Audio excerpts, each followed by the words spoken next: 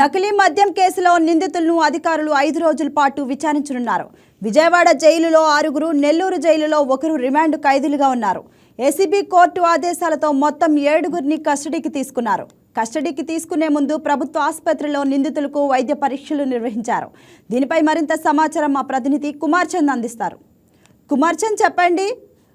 So దీనిపైన updates ఏంటి? వైద్య పరీక్షలు అయితే నిందితులకు కూడా నిర్వహిస్తున్నట్లు కనిపిస్తుంది. వాళ్ళని కస్టడీకి కూడా తీసుకున్నారు. సో మీ దగ్గర ఉన్న అప్డేట్స్ ఏంటి? అవునే, ఏదైతే ఉదయం నుంచి అయితే మాత్రం నకిలీ మద్యం కేసుకు సంబంధించి కస్టడీ కోరినటువంటి ఎక్సైజ్ అధికారులు ఏదైతే అభ్యర్థన ఉందో దాని మేరకు అయితే మాత్రం కోర్టు దానికి సంబంధించిన కస్టడీని అయితే మాత్రం విధించడం జరిగింది. కస్టడీకి 5 రోజుల పాటు వాళ్ళని అప్పగిస్తూ ఆర్డర్ అయితే ఇవ్వడం జరిగింది. ఆర్డర్ కాపీ మనతో పాటు ఉంది. ఏదైతే ఇప్పటి వరకు ఉన్నటువంటి ఏదైతే సిచ్యువేషన్ ఏదైతే ఉందో అది మొత్తంగా అయితే మాత్రం 6గురిని ఇక్కడ నుంచి మన విజయవాడ జైలు నుంచి, అదేవిధంగా నెల్లూరు నుంచి ఒక నిందితుడిని అయితే ఇక్కడికి తరలించే పరిస్థితి అయితే ఉంది. అయితే ఈ నేపథ్యంలో వాళ్ళకి సంబంధించి ఆరోగ్య పరిస్థితి ఎలా ఉంది ఏంటి అన్న నేపథ్యంలో వాళ్ళని అయితే మాత్రం విజయవాడ గవర్నమెంట్ హాస్పిటల్కి అయితే తీసుకొచ్చారు. ఇందాక తీసుకొచ్చిన అనంతరం వాళ్ళకి గవర్నమెంట్ సంబంధించి ఏదైతే ఫార్మాలిటీస్ ఉంటాయి ఆ ఫార్మాలిటీస్ పూర్తి చేసి ఒక వాహనంలో తీసుకొచ్చి జైలు నుంచి, అదేవిధంగా ఇక్కడ వైద్య పరీక్షలు అయితే నిర్వహించడం జరిగింది. మొత్తంగా అయితే మాత్రం 7గురిని అయితే తీసుకొచ్చారు. మనం చూడొచ్చు, మొదటి వ్యక్తి నకిరికంటి రవి, అదేవిధంగా 2 బాదల్ దాసు, 3 ప్రదీప్ దాసు, అదేవిధంగా 4 డి శ్రీనివాసరెడ్డి, 5 వెంకట కళ్యాణ్, అంగళూరు వెంకట కళ్యాణ్, అదేవిధంగా తాండ్ర రమేష్ బాబు, అదేవిధంగా షేక్ ఆళ్ల బకాష్,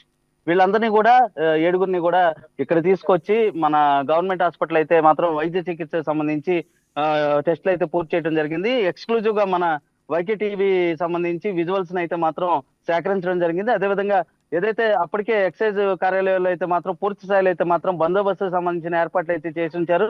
పటమటకు సంబంధించి పోలీస్ స్టేషన్ సంబంధించి ఒక పికెట్ ని కూడా ఏర్పాటు చేశారు. దీనిలో మొత్తం 4 కానిస్టేబుల్స్ ని ఏర్పాటు చేయగా ఏదైతే అవాంఛనీయ ఘటనలు చోటు చేసుకోకుండా అయితే మాత్రం ఎక్సైజ్ పోలీసులు అయితే మాత్రం పూర్తి స్థాయిలో అయితే మాత్రం చర్యలు చేపట్టారు. దీనికి సంబంధించి అంటే ఇప్పటి వరకు ఉన్నటువంటి అప్డేట్ ఏదైతే ఉందో, అంటే కొంతమంది ఇప్పటికే దీని బెయిల్ పిటిషన్ అయితే దాఖలు చేసిన పరిస్థితి ఉంది. దీని మీద నిన్న విచారించిన ఎక్సైజ్ కోర్టు అయితే మాత్రం విచారణకి ఎక్సైజ్ అధికారులు అయితే మాత్రం 10 రోజులు సమయం అడిగారు విచారణకు. అదే దానిలో అయితే మాత్రం 5 రోజులు మాత్రం కస్టడీకి ఇవ్వడం మాత్రం జరిగింది. కోర్టు దానికి సంబంధించిన కాపీని అయితే అందజేయడం జరిగింది. ఈ నేపథ్యంలోనే వారందరినీ వాళ్ళ ఎక్సైజ్ కార్యాలయాన్ని తీసుకొస్తున్నారు. అయితే ఈ రోజు నుంచి మొదలుపెట్టి 5 రోజుల వరకు దీనిలో లోతైన విషయాలు, అంటే కల్తీ మద్యం కేసు సంబంధించి ఎవరు తయారు చేశారు, ఎవరు ప్రమేయంతో తయారు చేశారు, ఎవరు ప్రోద్బలం ఉంది, అదేవిధంగా ఎవరెవరు దీనిలో ఇన్వాల్వ్ అయ్యారు, దానికి సంబంధించిన వివరాలు ఏంటి అని పూర్తి స్థాయిలో అయితే మాత్రం ఎక్సైజ్ అధికారులు అయితే చూస్తున్న పరిస్థితుంది. ఏదైతే గోప్యతను ఏదైతే మెయింటైన్ చేస్తున్నారో అదే గోప్యతను ఇప్పుడు కూడా మెయింటైన్ చేస్తున్నారు.